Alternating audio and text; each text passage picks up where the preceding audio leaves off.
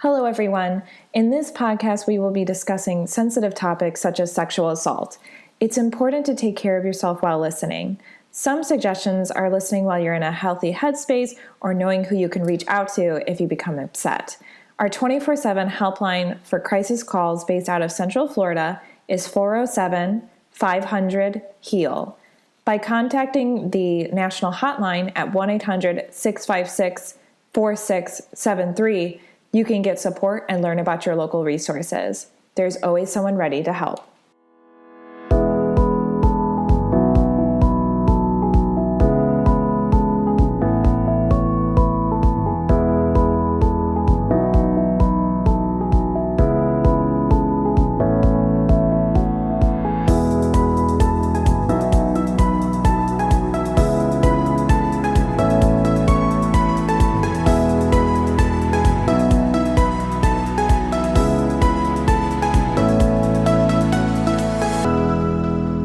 Welcome to the Victim Service Center podcast. Here we sit down with professionals that serve survivors and victims of trauma or those who've experienced violence and have conversations about social issues. And this week we are talking about BDSM and consent. My name is Emilie Mitchell. My pronouns are she, her, and I am the education coordinator at the Victim Service Center. With me today, I have Dr. Amber Norman. Amber uses she, her pronouns and is a licensed mental health counselor and a visiting professor at the University of Central Florida. Her clinical practice supports ethnic and sexual minorities with a specialty in BDSM. So Dr. Norman, thank you so much for being here today. Thank you for having me. I'm really excited about this conversation. Absolutely, me too. And we're also joined by Danielle Simpson-Baker. Danielle uses she, her pronouns and is a master's student at UCF pursuing an MA in marriage and couples therapy, as well as a certification in sex therapy. She's also a sex coach, educator, and consultant, and you can find some of her work on Instagram at the Sex Pot Therapist. Danielle, thank you so much for being here as well. Of course. Thank you so much for having me. From what I understand, Dr. Norman, you are Danielle's teacher currently or was in the past, so you know each other? We do. She's one of my internship students, and might I say, a star student. Awesome. Thank you.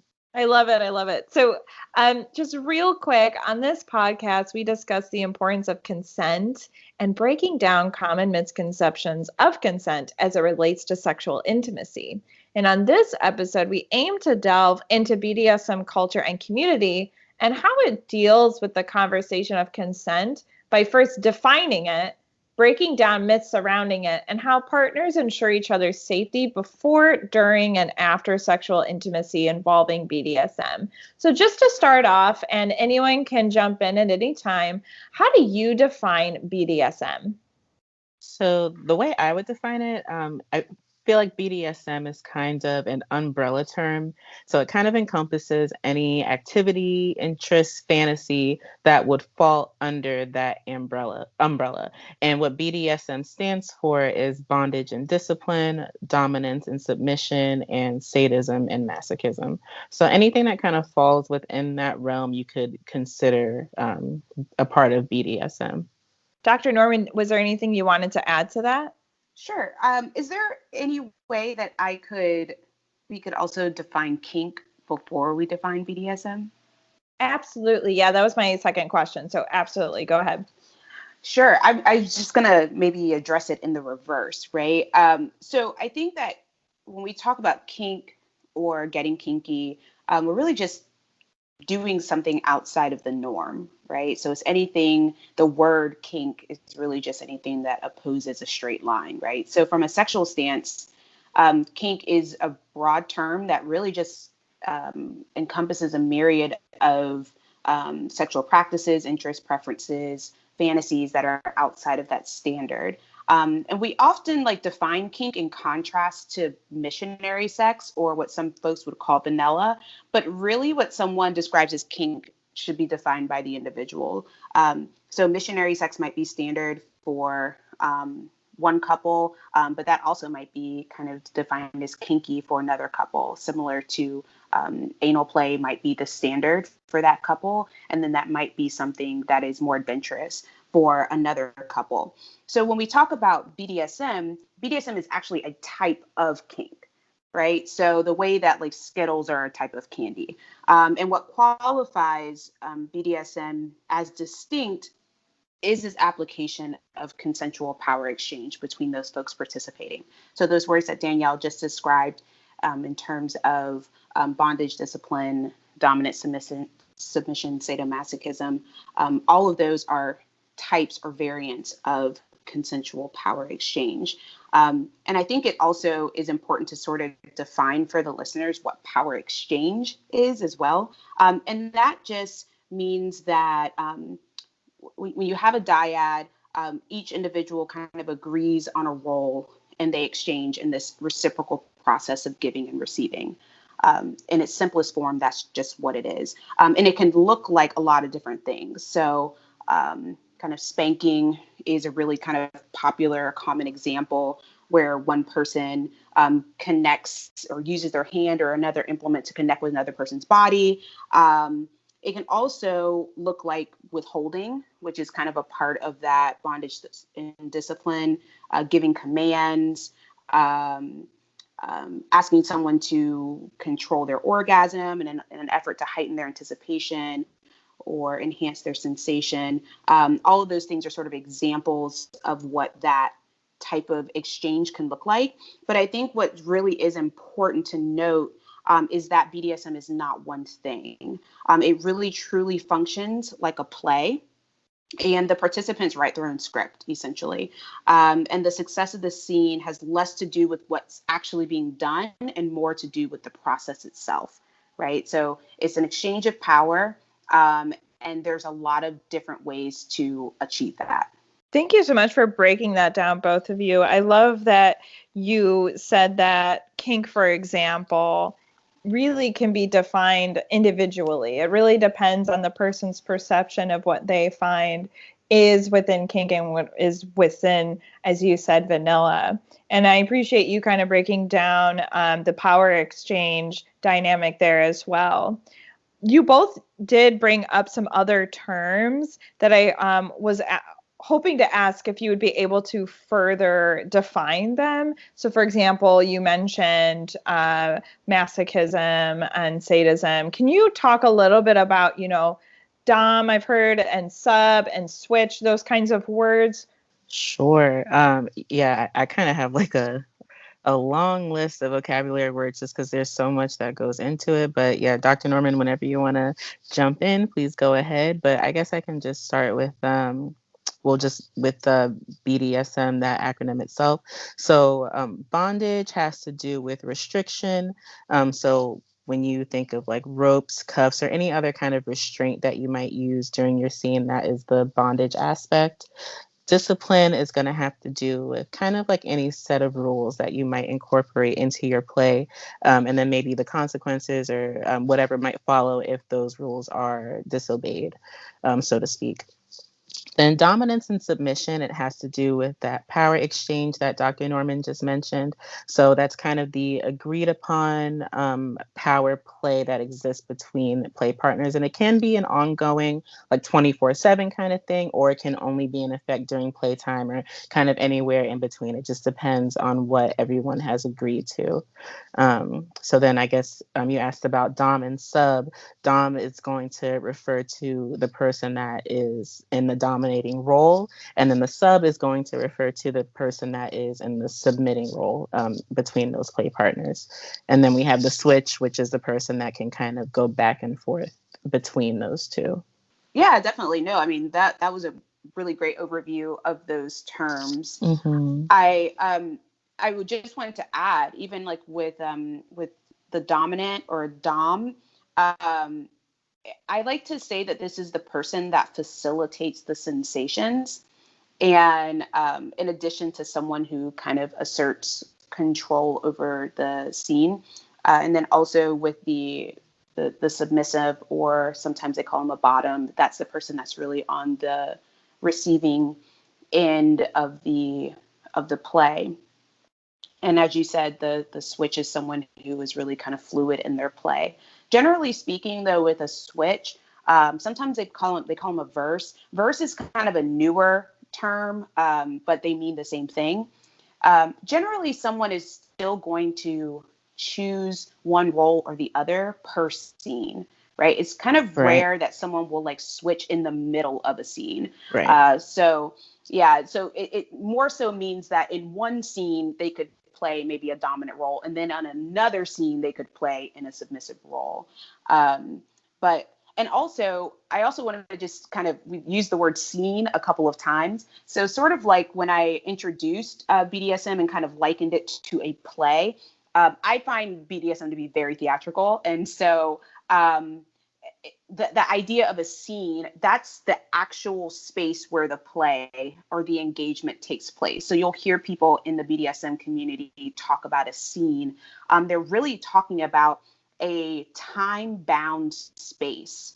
And it's also bound by not only space, but is bound by time and is bound by consent, right? So a scene in and of itself has a beginning, a middle, and an end, right? So Danielle did also mention that within dominant submissive dynamics, there are relationships that will kind of be ongoing, but for the purpose of like just BDSM kind of play, it is still bound by time and is bound by space. It takes place in a location and is bound by consent.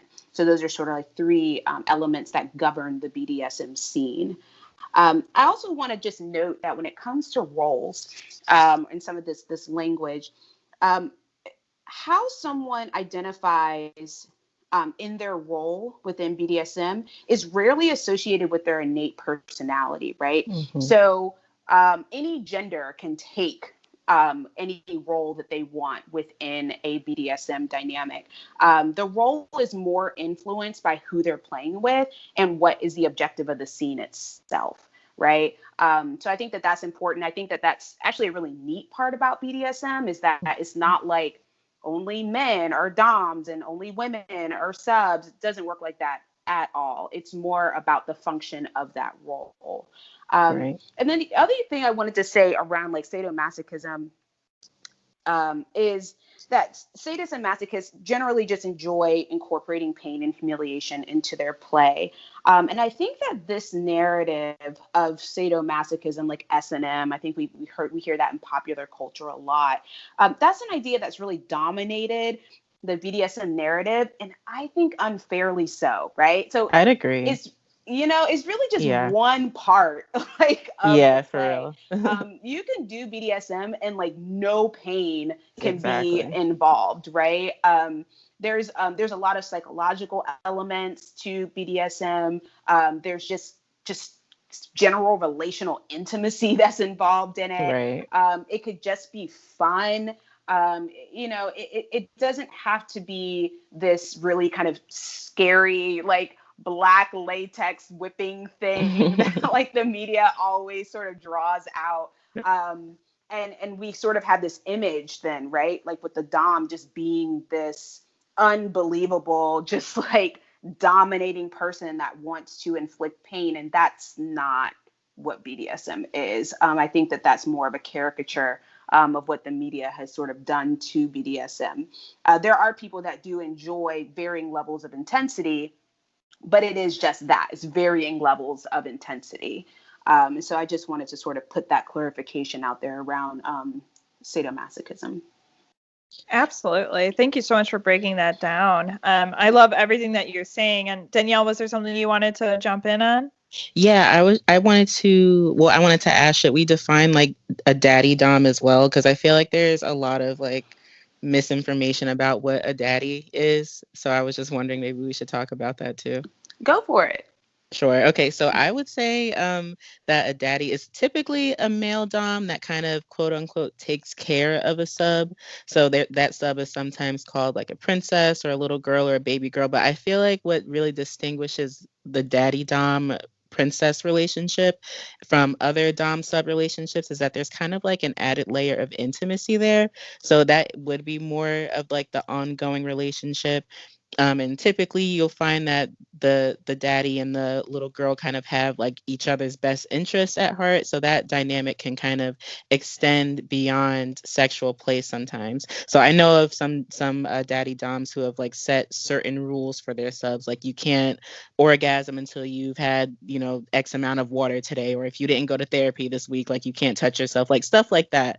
There's kind of like that added layer of care. And it doesn't always mean that you're like dating your daddy or whatever, but it's not just about like the play. It's there's a little bit more that goes into it. But I'm curious what your take is on that, Amber, as well.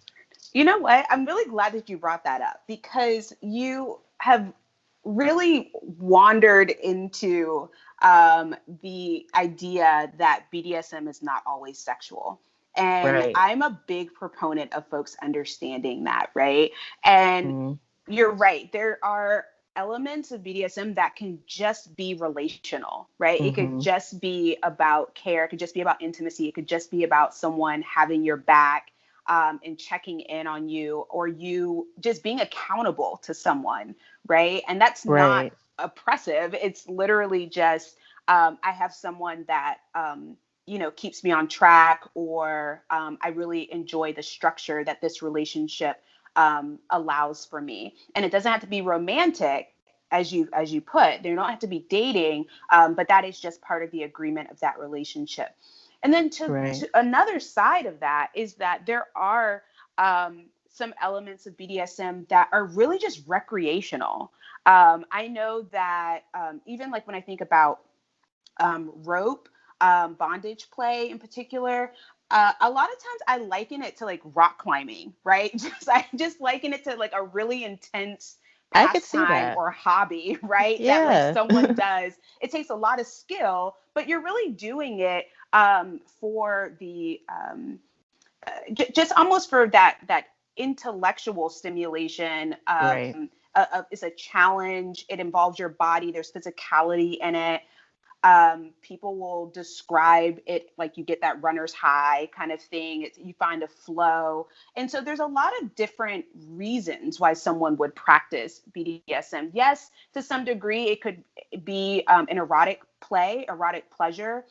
The sensations can really heighten or heighten the sexual experience. But then there are other folks that just like doing stuff with their friends, Right. and they just like sort of playing with sensations, depriving sensations, using BDSM in a meditative, sometimes even a spiritual aspect. And then there are other people that use it for relational structure and care. So I appreciate that you brought that up, because you've really sort of broadened the scope of what we can think about with BDSM. Yeah, thank you so much. And you're both kind of bringing up a lot of different things that I wanted to touch on. And the first one was, you mentioned BDSM community. So I hear this term a lot. So is there a BDSM community, and why is it considered a community? Sure. So I wanted to say first, when we say community, in many respects, BDSM is a legitimate cultural group, right? Meaning that there are shared norms, values, and language within BDSM. There are ethics, there are devices, there are theories and best practices. And the folks who participate in this practice have a general agreement around some of those foundational aspects. Now, remember, the physical enactments of those things might look different, but there is a lot of commonality around the practice, expectations and values within the practice. The other reason why practitioners have really organized as a community per se is mainly to combat like a history of stigma. It's really nice to be around people with whom you feel safe to share your ideas, your interests, your fantasies without someone calling you perverse or unwell. And I think that the community has sort of formed out of that, right? I think like BDSM has really been historically like kind of underground. And that has been because it's a marginalized sexual practice. I think that the mental health community has played a major role in how we have seen or perceived practitioners of BDSM over the years. And I think with any group that feels stigmatized, they kind of just try to find corners to themselves where they can be themselves. Absolutely. That makes a lot of sense. And, that kind of leads to my other question, which is, we've been talking a lot about stigmas and breaking down stigmas too. Is there any other stigmas that you want to bring up? And if people who have never ventured into BDSM play or are not part of that community, what do you feel is important for them to know? Oh, there's so many things. Yeah, so many things. So I would like to, I'm going to start with one thing, and then I'll like ping pong it to you, Danielle. And then like, based on that, then like, if there's anything else, we could keep adding to it, but there's so many things. So I think the biggest stigma, and this sort of connects to what I just mentioned around the history of pathologizing BDSM within the mental health community, is that the research says that most BDSM practitioners have lower rates of depression and anxiety compared to the general population. And to add to that, they're also no more traumatized than the rest of the population.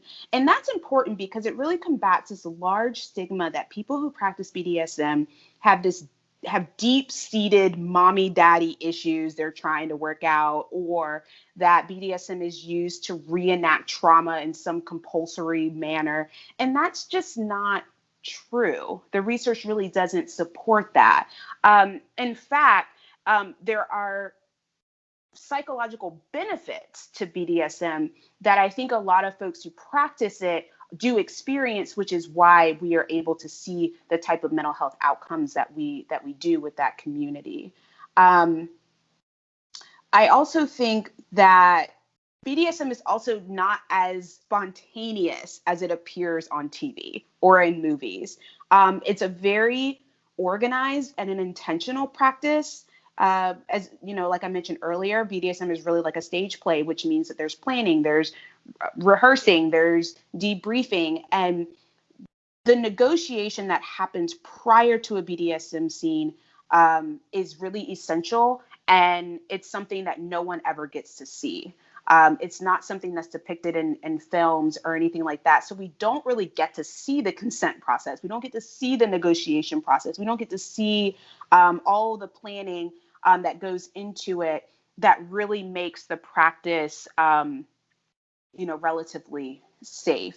And to that end, aftercare is another sort of process that we also don't get to see. And aftercare happens post the BDSM scene, right? So that's like the recovery period where folks get to sort of process what happened, how they felt about it, what they liked, what they didn't like, and it's a very nurturing space. So I think that there are significant elements of BDSM that we don't really get to see.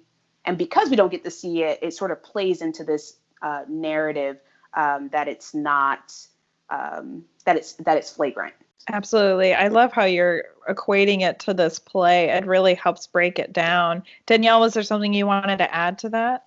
Yeah, Dr. Norman, I love how you mentioned that just the part about negotiation and how we don't really see that, because I feel like that's the thing with just a lot of depictions of sex and sexuality, and especially in porn in general. There are just so many things that we don't see. And because we only get, edited and cut together parts of everything that happens, we have this idea of what sex is supposed to look like. And, if it's something that's super scary or we don't understand it, of course we run from it and we don't really try to understand it.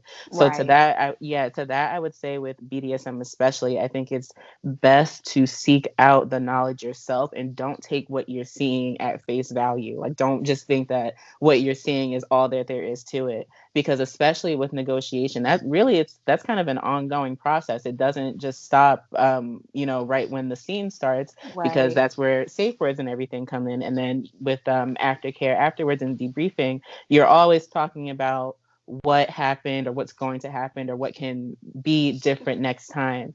So I just think that it's important to remember that there's just so many things that go on behind the scenes.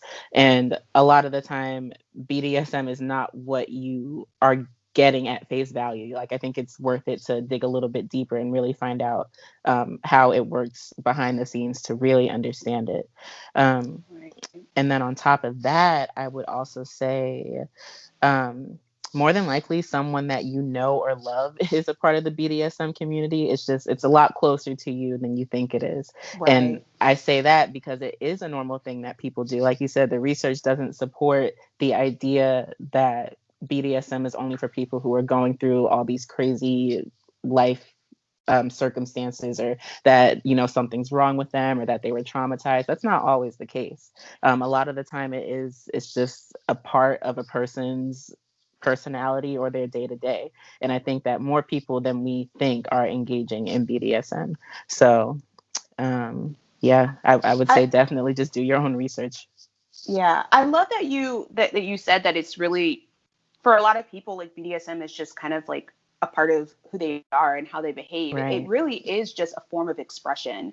Right. And I think that, we know, just socially speaking, there are, we have sort of qualified behavior and expression as either good or bad or healthy or Exactly. unhealthy. And I think that we have to sort of make space for difference. And I think that BDSM is not, I agree that it is more common than people think.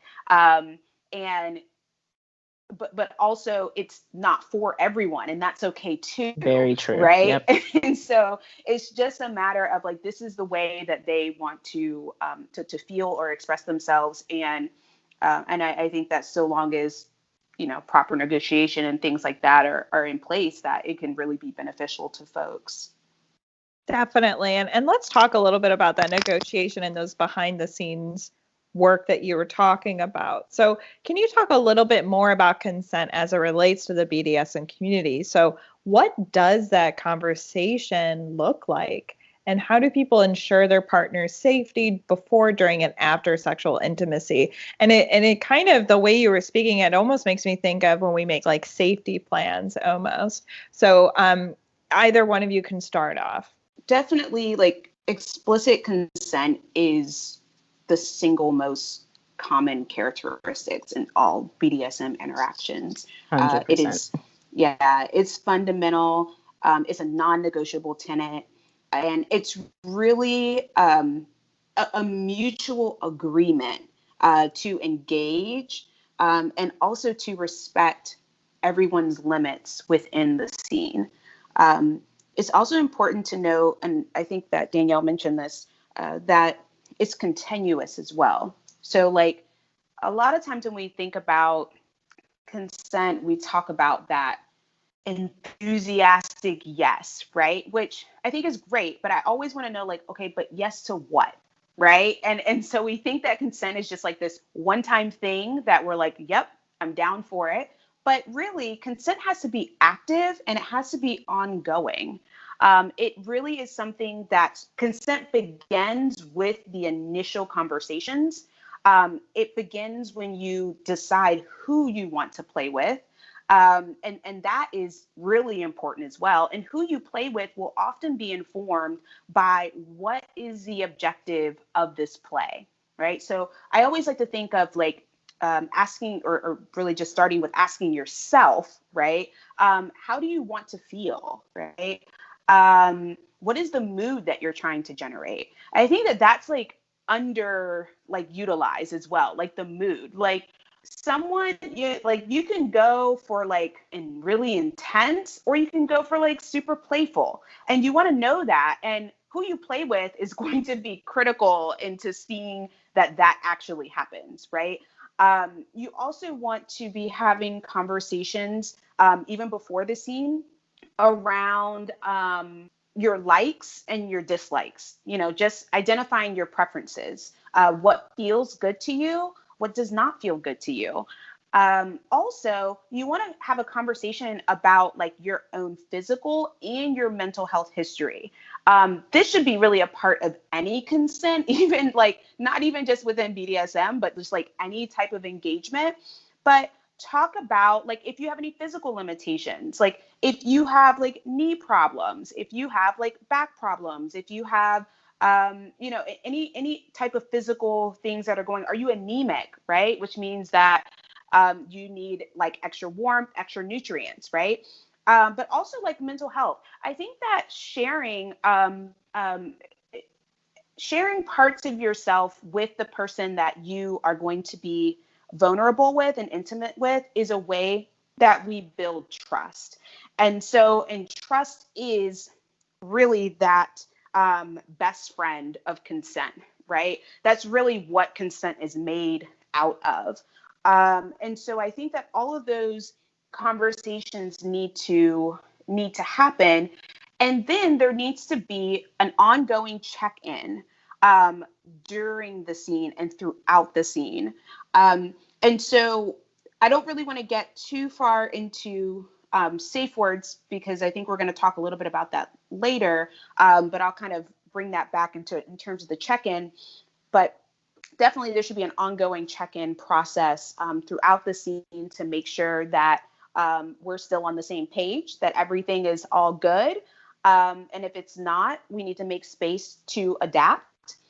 Part of negotiation is having a plan to adapt, right? So if this doesn't go the way that we intend, how are we going to pull back? How are we going to recover? Are we going to stop? Are we going to do something different? And then, of course, after the play, part of negotiation needs to talk about what aftercare looks like, because that looks different for everyone as well. There are some people that really love to verbally process, and they want to have a full-blown conversation about, what happened. I like this. I want you to do more of this next time. This I didn't like so much.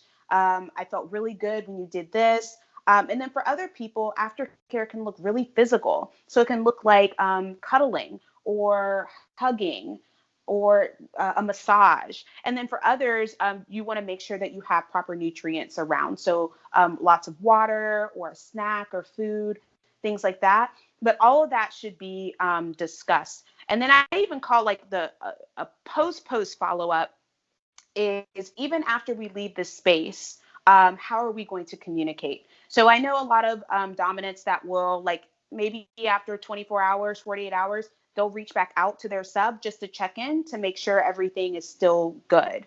And so that's kind of a way to kind of keep the conversation going.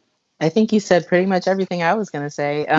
There's one thing I wanted to add. No, you're fine. You said it perfectly. One thing I wanted to add, though, is just kind of going back to the misconceptions about BDSM that we talked about earlier, because I think consent is a huge kind of topic of misconception when it comes to BDSM, because it's funny to think consent really is everything in the BDSM community. Like it's every action, any word used, anything that you do before, during, and after is discussed first. And like we said earlier, people don't see that. And I think that really does contribute to the misconception that BDSM is only for a certain kind of person, or that it's abusive in nature, and just all the wrong ideas that people get. And people really don't know. It's like whenever you see a submissive being treated a certain way, that's only happening because they consented to it. A dom can't be a dom if a sub doesn't allow it.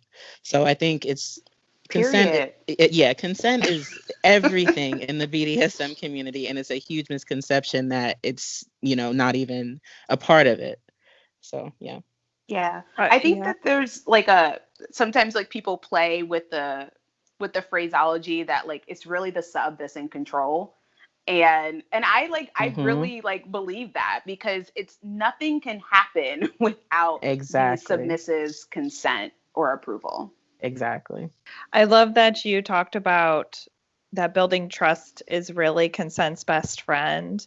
And it's really made out of that. And you're talking basically essentially just conversations about boundaries in general, which is always something to bring up whenever we're talking about any kind of relationship with the people that we have. And it feels like this community and those who practice BDSM really seem to have consent down. They really seem to understand what consent really means. It's that continual conversation. And I love that you brought up, Dr. Norman, this ongoing check-in and even the post care as well, which is, I love the idea of checking in days later. That's wonderful. Yeah. I actually did have one more thing to add, if you don't mind, because absolutely, you brought up the word boundaries, and I sort of feel like I grazed over that a bit. But something to sort of note, particularly for people who are new to BDSM, is it really is important to learn your thresholds before you really engage in like a full scene. And part of that is, so like, for example, I would say like, test something out on yourself before you like have someone else like implement that same thing, right? So understanding like what feels good, what doesn't feel good, what is a little bit of pressure and what is a lot of bit of pressure. The other thing too, and this sort of like speaks to the care that a Dom should have, is that no Dom should just like jump in to applying any type of implements or impact or pressure that you are not comfortable and aware of. Exactly. So a lot of good Doms will warm up. Like warming up is a good part of BDSM, particularly like impact play.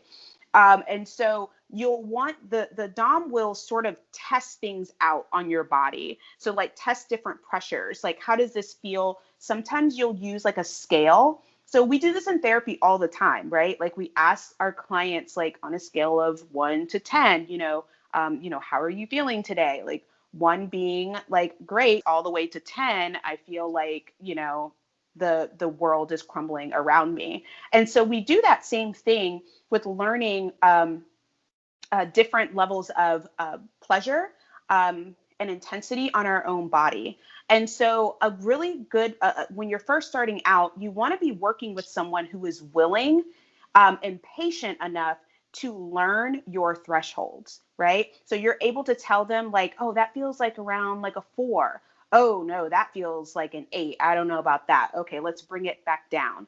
And you'll know that you're in a really healthy partnership when that person is listening to you and adjusting according to your feedback. Absolutely. And that brings me to my other question really is, we kind of hinted at talking about safe words. And I also wanted to hear about if you've heard of the stoplight model of safe words where, red is stop everything. Yellow is kind of slow down. And then green is just, I'm good to go. But in that case, I just wanted to ask if you can explain a little bit about what a safe word is and how it operates in BDSM sexual intimacy, or BDSM in general, since we know that it's not just sexual intimacy now that we've talked more. Sure. I can start it off and then Dr. Norman, if you want to jump in. But a safe word is basically an agreed upon word or phrase that play partners can use if they want to stop or pause the play, or if they want to slow down or switch gears. So it's basically a cue that play partners know when they hear it, they need to take a break and kind of reassess what's happening in the scene and possibly redirect where the play is going at that moment. And I have heard of the stoplight model. To be honest, that's the only model of safe words that I've heard of. So I don't know if there are others. Yeah, I mean, and you hit it right on the head. It really just is sort of a verbal way to communicate your thresholds throughout play. I will say that, and I've also heard of the stoplight method. So the red, yellow, and green would almost be considered like the universal safe words, right? So when we are playing or engaging in BDSM in like public spaces, so such as a dungeon, which is not a literal dungeon, that's a euphemism. It's just it's just a big space, it's just a space of where BDSM happens. And or like a club or a play party. Generally, there will be dungeon rules, right? And those are rules that everyone who is going to participate in the space needs to abide by. And the universal safe word would generally be red, which means to stop everything. However, I think it's important that couples especially will generate their own safe word.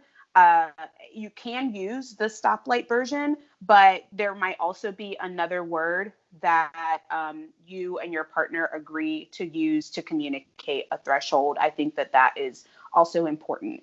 So I will say that I have a little bit of an issue with safe words, and it sort of speaks to what we've already been talking about. But my primary issue with safe words is that it implies that the sub has no say-so or input unless something becomes intolerable. And BDSM doesn't really work like that. It's not about kind of sitting back and letting someone have their way with you, so to speak. The process, again, is reciprocal, which means that the dominant person should always be taking cues from the submissive person. And that means that the submissive must be communicating throughout.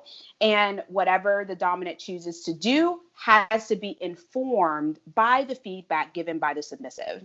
And that feedback can be verbal or nonverbal, right? So safe words are a verbal way of communicating, but also like verbal agreement can sound like a yes, or I like that, or please keep going.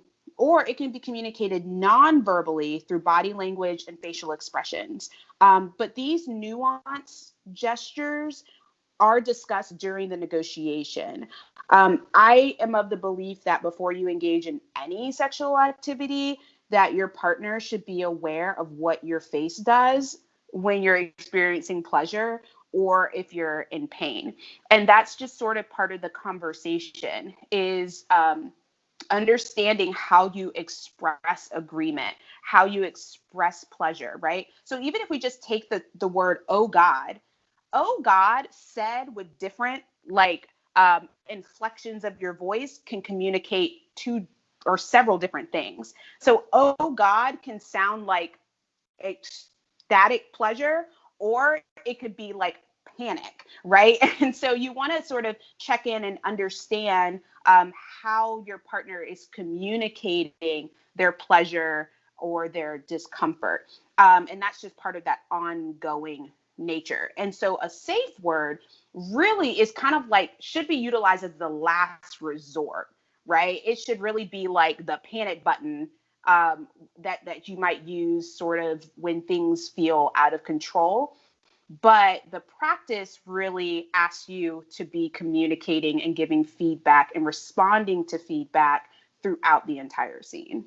Yeah, it sounds like, BDSM can't rely just on safe words is what I'm hearing. It's exactly. That it's a combination of all of these different aspects, and at the forefront is trust, is boundaries. And I love that you brought up, it's boundaries is communication with other people, but it's a lot of communication with ourselves too, and learning what we are comfortable with, what we enjoy and what we do not enjoy. And so I appreciate all of what you're saying. It really does help break it down. I kind of wanted to shift the conversation a little bit here, because violence combined with sex is oftentimes used in a way that creates and perpetuates something that we talk a lot about on this podcast, which is rape culture, which is the idea that we live in a culture that perpetuates things like sexual violence. So in the BDSM community, does incorporating violent acts fuel rape culture? And if so, how do we end that? And if not, what makes this different than, for example, a porn showing sex without consent or someone violating consent, those kinds of things? So I personally think the biggest difference here is consent, period, because that really is the difference between sexual assault and BDSM. BDSM play partners have consented to what they're doing. So I don't know if it's really for me to say that BDSM is or is not contributing to rape culture. I personally don't think it is, because when I look at or think of BDSM, I think of kinky play that adults have consented to. However, I know that that's not the case for everyone when they look at or think of BDSM, especially if they don't really know too much about it. So to the untrained eye, yeah, I could see how it might look like someone is being abused or violated or something like that when you're, especially if you're looking at a BDSM or a scene or anything like that. But if you know the basic tenets of BDSM, you might not assume that. So I'd say it's probably the lack of kind of just sex education in general that contributes more to rape culture than BDSM does. And another reason I say that is because, well, number one, sex education, it's not comprehensive. It's mostly about abstinence and prevention. It doesn't teach anything about pleasure for the most part. We really don't teach that that sex is Or something. consent. Exactly. Yeah. Sex education does not talk about consent at all. We usually teach that sex is something that happens to women, not something that women Right. have like an autonomous decision in. And I could understand how, like, if we don't have sex education mandated, especially in our country, porn is super rampant. And I don't have a problem with porn. I think porn is great. But when we don't have something to act like what people are learning through these porn scenes, especially these really like intense porn scenes where we see usually women being kind of, if you want to say degraded, you can use that word, but we see them being maybe spit on or slapped and choked. If you see that and you think that that is what sex is and you don't have any kind of education saying otherwise, your parents aren't talking to you about it, your friends are reinforcing what you're seeing in porn, you could see when someone goes out into the real world to try and have a sexual experience that they think is going to go that way, how it might end up going a different way when they're met with any kind of opposition. So I would say that the lack of sex education probably does more to fuel rape culture than BDSM does, because BDSM is a consensual practice. Rape in and of itself is not. So that's my take Yeah, on that. absolutely. And Dr. Norman, did you want to add? Yeah. So snaps for Danielle. Yes, Thank you. I definitely no, like you're really on point.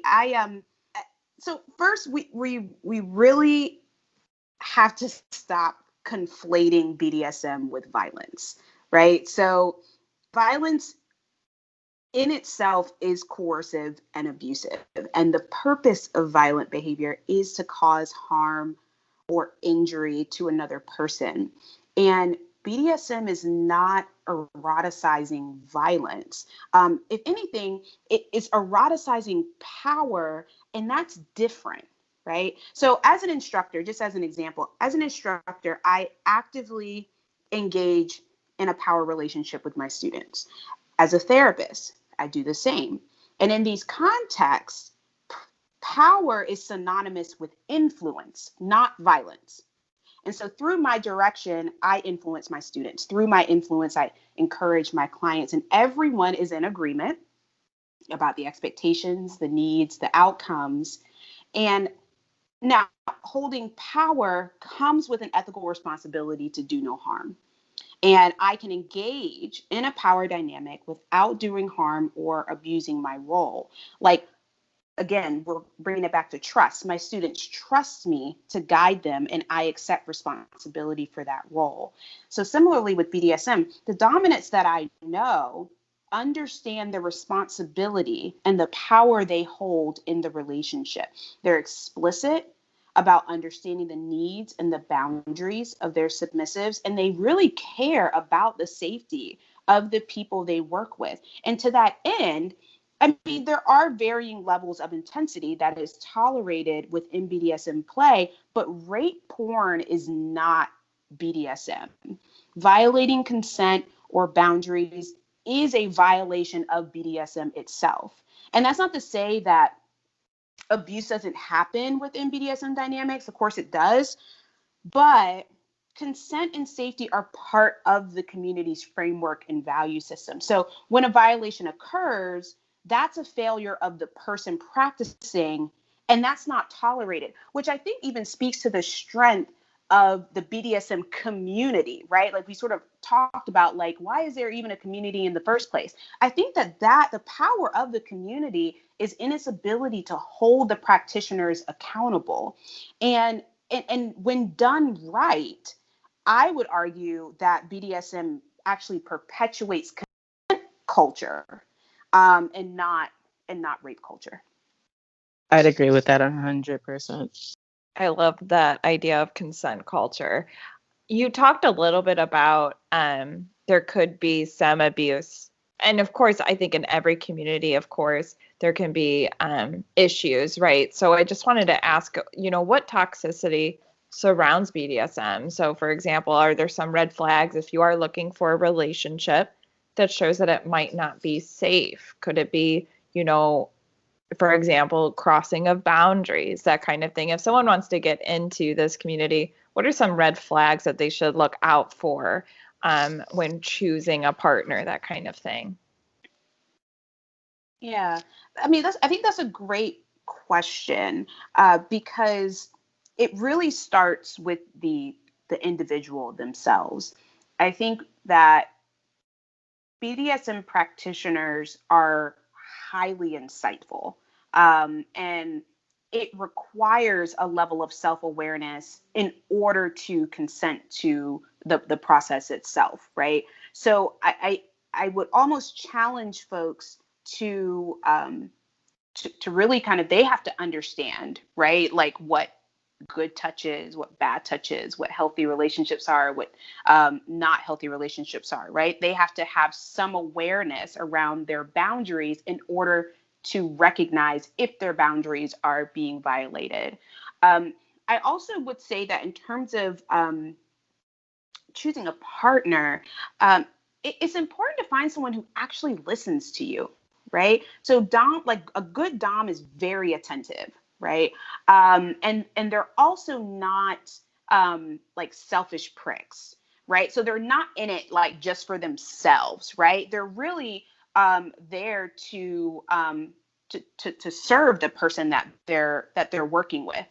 Again, like there has to be this sort of symbiotic relationship that's going on. And so when someone feels like they're not being heard, or something just like doesn't feel right, then that is the red flag, right? I really think that abuse doesn't feel good, like in any context. Like, and again, we can't eroticize abuse. Like abuse just does not feel good. And when you don't feel good, that is the opportunity for you to speak up, to assert your boundaries, or to leave that type of play or a relationship with that person.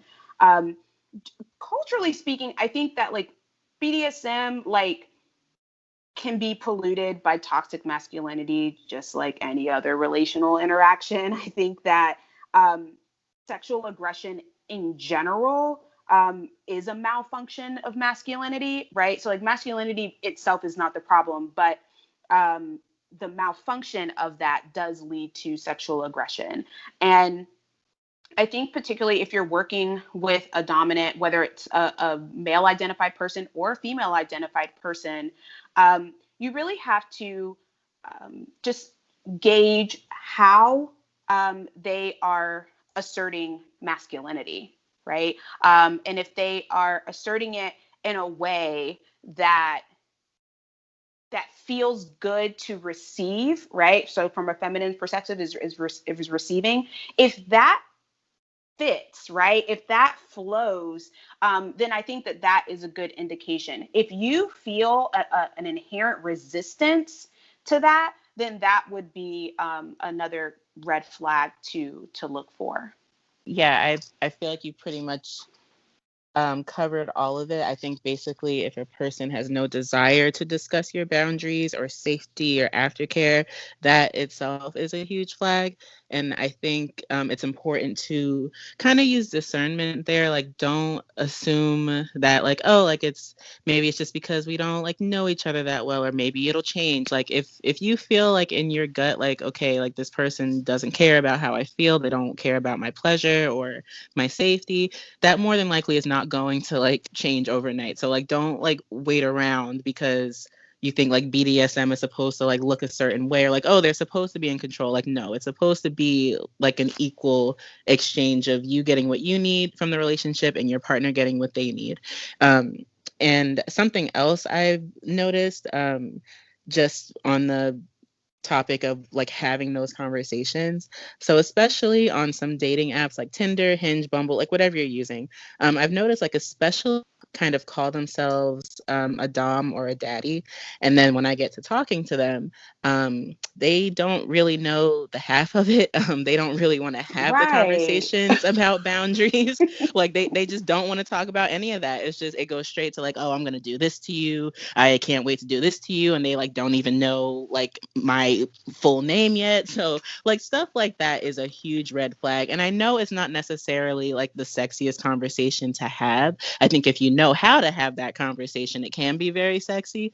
Right. But yeah, stuff like that is just a huge red flag when they clearly just, they're not at all concerned about like how you are going to receive your pleasure from this or anything like that.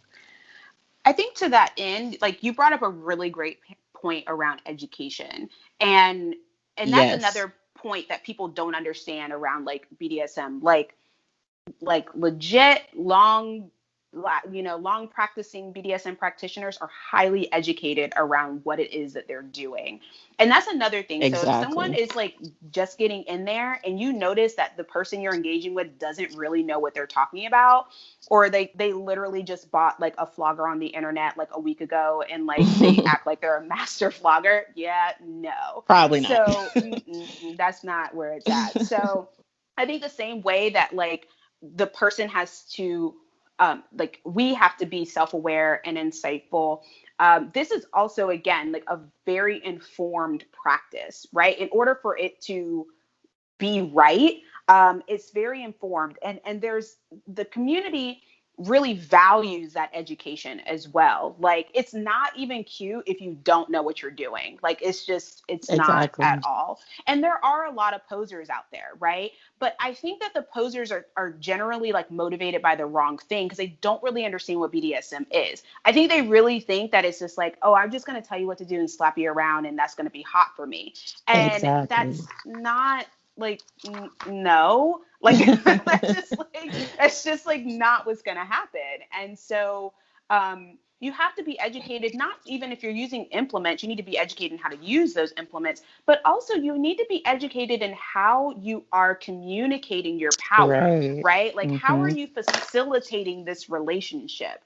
And if you're not versed in that, then you can't do it. And so I even think like if you're like we have so many people that are just like um emotionally stunted or like don't have any emotional intelligence. This is not the practice for you. It's just really not. And so I think that the community does provide like workshops, they provide classes. There are like meetups and things that you can go to where you can learn about all these different elements. We have there are people in the community that host workshops that teach women just on assertiveness skills, right? There are workshops on just foreplay or flirting or how to engage in sensual touch and different things like that. And those are designed so that when you are going to engage with somebody, it feels healthy and it feels competent, right? So again, like one of the biggest misconceptions that BDSM is flagrant, and it's the opposite, right? So to do it right, it has to be competent. And I think that education plays into that. And so some of that toxicity, again, I think really comes down to people not being educated, not just about the culture, but also about how relationships work. Yeah, and I love that you brought up community resources and education in general. That's those are really powerful to highlight and know about. And I always want to bring it back to the viewer or the listener, I should say, that if you ever feel like someone's crossing your boundaries, or you're seeing these red flags, or you find yourself in an unhealthy or toxic situation with someone else, I just always like to bring it back that the VSC is definitely here for you as a resource. You can always reach out to us. We have a 24-hour helpline, 407-500-HEAL, HEAL. Always just want to bring that up. But I didn't know about these other workshops. They sound really amazing. And I can really see now why BDSM is seen as a community where people feel safe to share experiences and share ideas, and also to educate each other, which is really, in my opinion, the way to stop toxicity, to break down things like toxic masculinity, and violence in general, even though we're talking about how BDSM and violence really aren't, coinciding, but maybe the toxicity, the misconceptions of it and breaking it down is really through education. And so I really appreciate you both bringing that up. Can I add one more thing, just because I just thought of something? Absolutely. So when you're like actually in a scene, and like, let's say you've discussed every single thing, you've discussed your safe words, you've discussed what you definitely don't want to happen. I just want to say, like, there are still instances where that line can be crossed during a scene, and assault can happen during a scene. Like, I don't want people to think that it's not possible, because that does happen.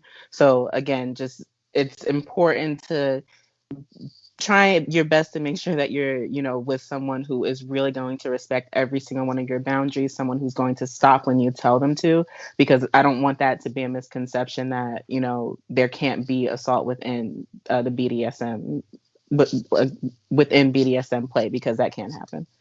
So, I appreciate you bringing that up. Can I add one more thing to that as well? Of course.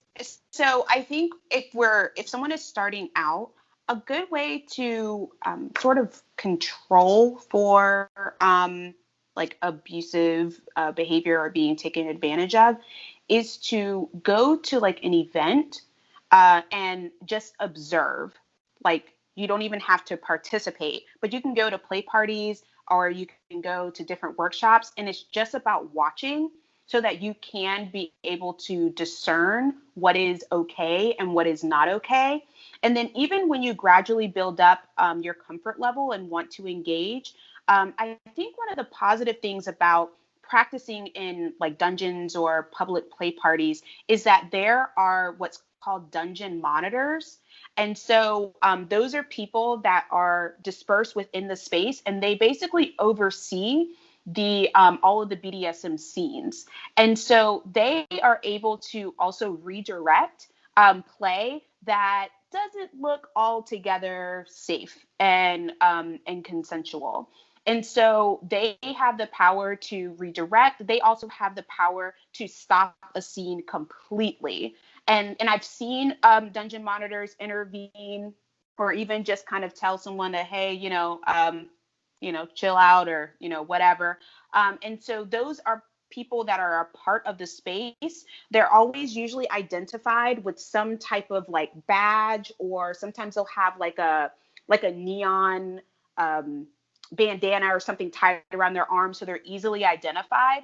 And they're also people that you can just ask questions to. And so I think that I think sometimes going to a public place might sound a little bit like nerve-wracking, but I think that that's where people who are like the most skilled are practicing, and you're able to kind of get sort of additional support in case you feel like something isn't right. I've never heard of that. Thank you so much for bringing that up. That's really, really great information to share. You talked again about, people who are interested in getting into the or engaging in BDSM. And I think there is this idea that sexual assault victims and survivors can't express themselves sexually, or that their trauma restricts them from having sex, kind of going back to those misconceptions again. So for someone who is aware of their sexual trauma, what might be something for them to consider when looking to engage in BDSM? So I think BDSM, or really almost any kind of kink, can be super healing for survivors of sexual assault, again, because of that consent component.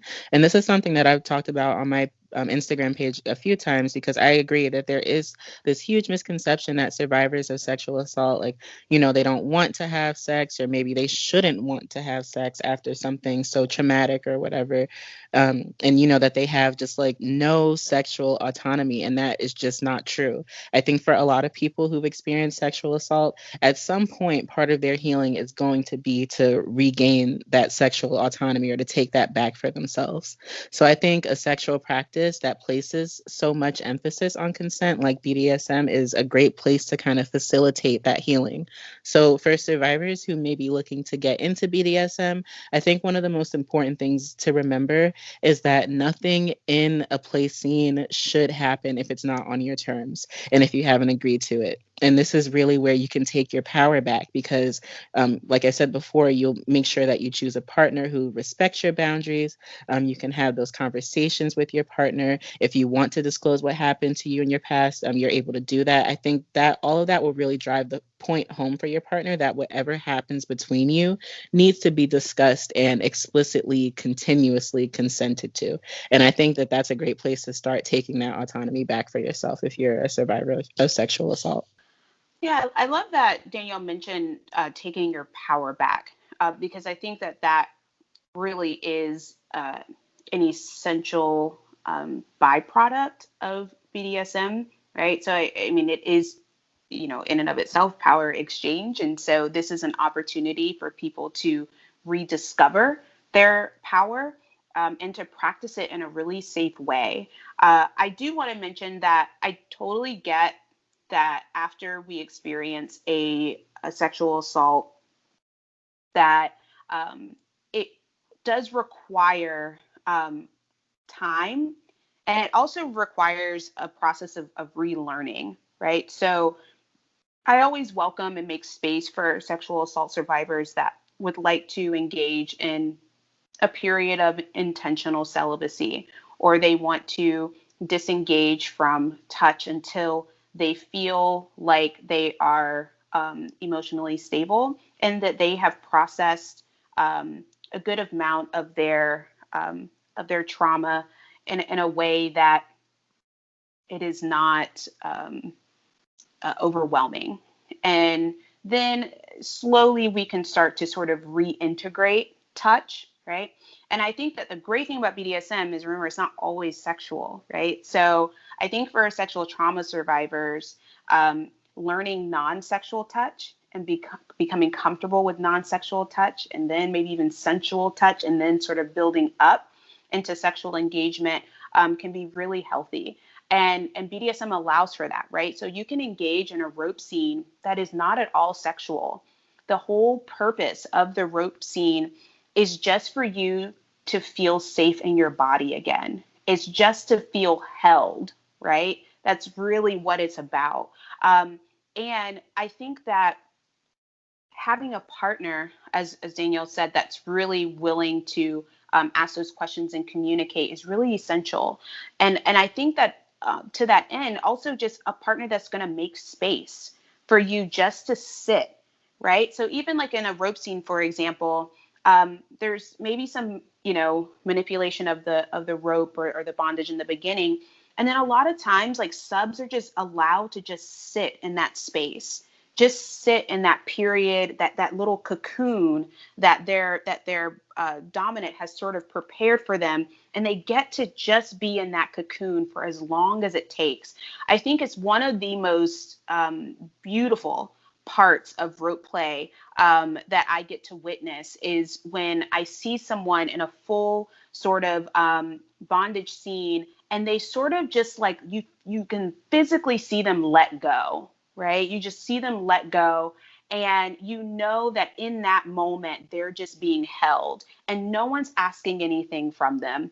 No one's demanding anything sexual from them. They're not there to even please anybody. They're just there. And I think that there are scenes in BDSM that can be constructed to really facilitate that type of healing. That even goes to say that there's a lot of neurological benefits to BDSM as well. There's a lot of good endorphins that get released there, which is really nice. And so they're able to kind of have those sort of dopamine releases in a really kind of safe way. And I think that is that I think that's important. I would say that getting into the BDSM community does take a little bit of research, though. It's definitely not something you want to jump into. I think it would be really advantageous to find a mentor and maybe a professional dom, right? Not like someone that you just like randomly meet who just like thinks that they want to do these things. But I think a professional dom can be really important, because then they can just kind of walk you through a lot of those processes. They can really go slow with the negotiation process, which I think for trauma survivors, just being able to participate in a negotiation is a great place for practicing autonomy, practicing assertiveness, identifying boundaries, again, in a really controlled environment. Definitely. And I love everything that you were saying and in regards to how giving survivors of space for healing, of course. And we always say here that, healing is different for everyone and it's not linear. And so it's always important that we acknowledge that. And I love that you brought up kind of that research component too, and spaces where people can go to, if they're interested in practicing BDSM. So going off of that, kind of as a final question, is there any other specific place that you would point someone to if they were looking to get into BDSM in a safe way with their partner or partners, or to find a partner or partners to explore with, or a piece of advice that you would like to add on in addition to anything that you've already mentioned? So there's a pretty significant BDSM community in Orlando, Central Florida area. There is a public dungeon called the Woodshed Orlando, and they host a lot of educational workshops. They have a really great BDSM 101 group that happens, I think, once a month.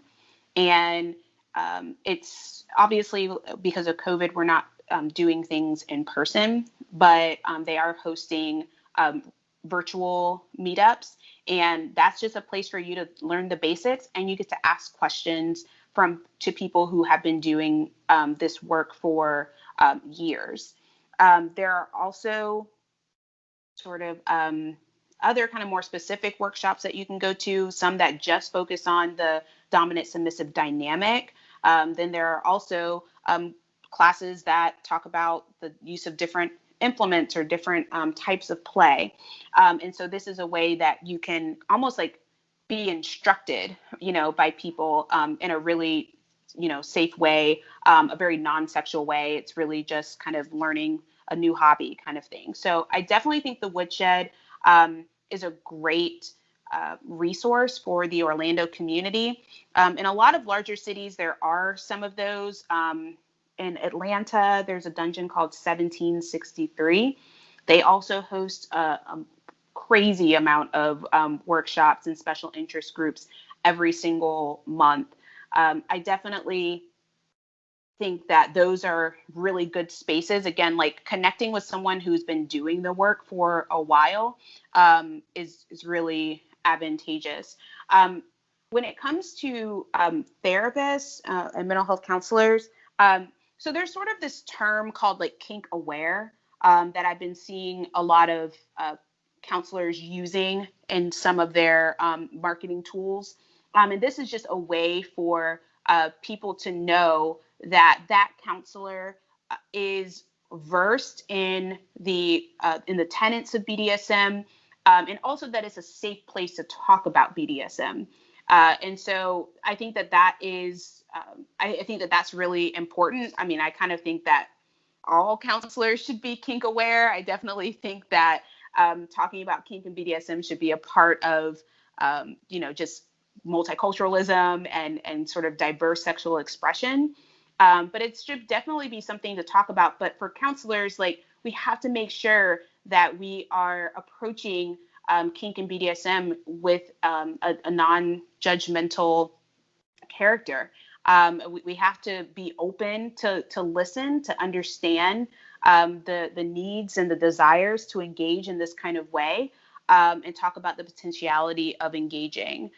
So definitely, I think on the therapeutic side, there should be space to sort of talk about and explore fantasies, explore desires. Counseling is also just a really great way to start talking about your preferences, right? It's amazing how, like, most of us are raised without anyone ever asking us what we like and what we don't like. And so just kind of making space for those foundational tenets in counseling, I think, are really essential. And then to go to sort of a BDSM specific place, definitely seek out some of the public spaces and mentors who have a lot of experience. Just to back up what Dr. Norman said, if you're trying to seek out these spaces and these communities, that you might have to do a little bit of groundwork, because a lot of the time, like, the community is not going to just like happen upon you or fall into your lap. But I think once you start to like once you find one, you'll probably start to find the others pretty quickly. But yeah, I think it starts with you putting yourself out there, just being open-minded to everything you're going to see, but also keeping in mind that, you know, this isn't, especially if this is something that is new to you, it is new to you. It's not going to just come to you naturally overnight. You're not going to have this crazy transformation overnight. So you are going to have some reservations and some biases maybe that you might be forced to look at before you can go a little bit further into the community. But I think that if you, like Dr. Norman said, if you have a therapist that's willing to talk with you about it in a non-judgmental way, I think that's a great place to start exploring those things. Seek out your local resources. Definitely use the internet to your advantage, because I think a lot of kinksters are pretty visible online, more so than they would be just like out in life, if that makes sense. So, you know, find those classes, pay for people's knowledge and pay for their time. There are so many people out there that are willing to teach about this stuff, because it is it is a very big community that has a lot to teach and offer. So, yes. Yeah. Wonderful. I think that that's a great place to actually sign off here. So I just want to thank the listener for listening to the Victim Service Center podcast. The VSC is a nonprofit organization that provides free, confidential counseling services for victims of any kind of trauma in Central Florida. To learn more about our services, please visit victimservicecenter.org.